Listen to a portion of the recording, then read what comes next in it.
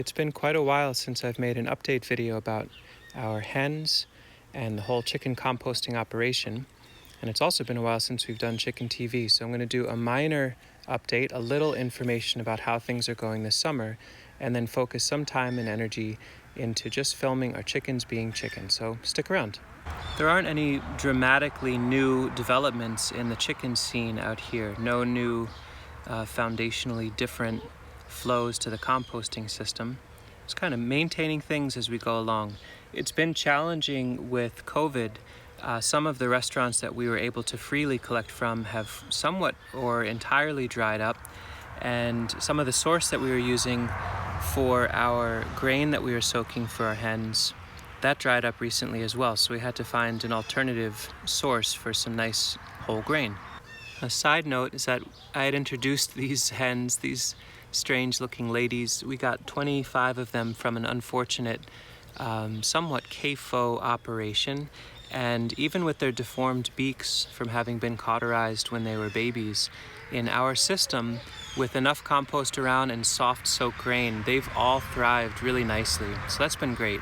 We lucked out that yesterday I was able to get quite a bit of compost from one catering operation that we've collected from reliably for a few years. The nature of her business has shifted, but she still does food production, and we're still locked in as the sole picker-upper of the compost. So that's lovely. We bring her some eggs periodically and get some really nice quality compost. So Sasha was bringing that in this morning, dumping it out, and the hens are having quite a lovely day in the shade here. As it gets hotter and hotter out there, this compost area stays in the shade, and that seems to be a great combo for keeping our hens happy.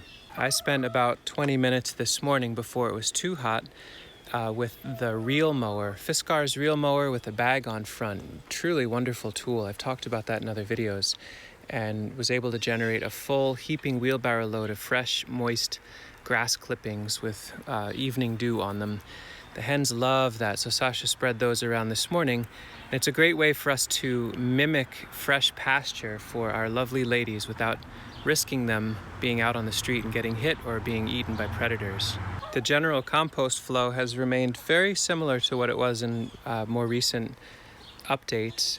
In the summer, we've got so much heat that we don't have a good reason to accumulate fresh incoming material in tight piles, but rather broad open areas so it can remain cool and not cook too quickly.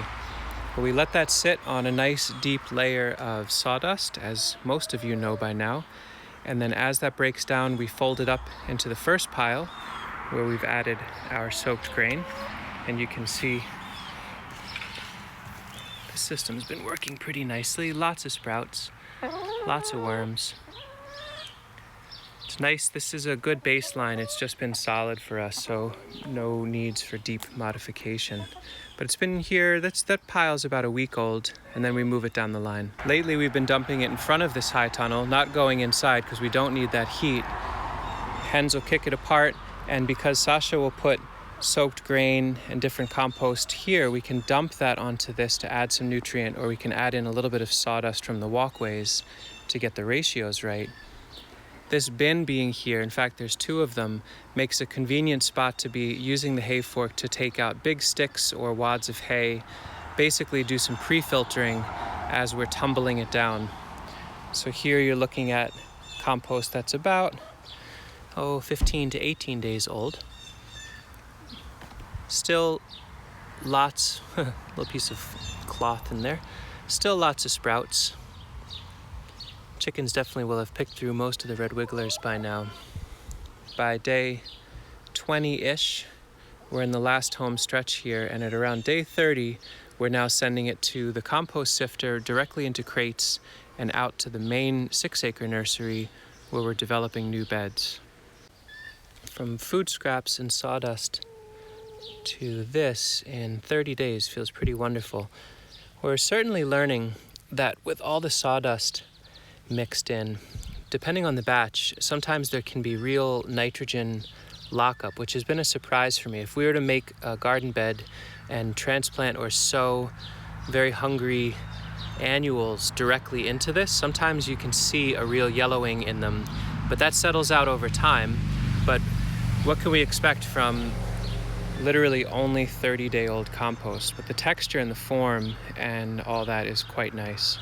I feel like I've made so many videos at this point describing our chicken composting workflow that I don't feel like I want to explain it again too much. But I wonder, do folks have an interest in seeing one more very long form, very detailed video on how we set this system up? Would that be useful to you? Maybe you've got some specific questions or issues that you're running into as you try to implement your own chicken composting system. Let me know.